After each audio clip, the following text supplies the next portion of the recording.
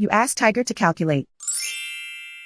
This deals with linear inequalities with one unknown. The final result is x greater than 6. Let's solve it step by step. Group all constants on the right side of the inequality. Subtract 12 from both sides.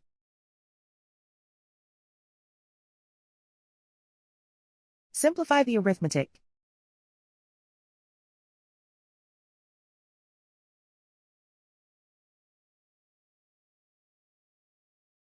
Isolate the x. Divide both sides by -2. Whenever you multiply or divide by a negative, reverse the inequality sign.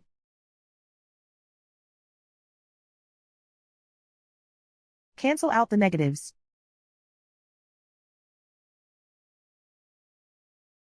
Simplify the fraction.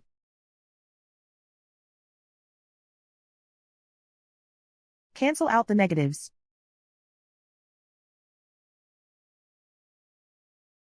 Find the greatest common factor of the numerator and denominator.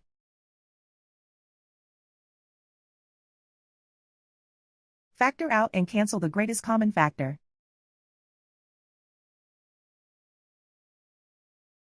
Plot the solution on a coordinate grid. And so the final result is x greater than 6.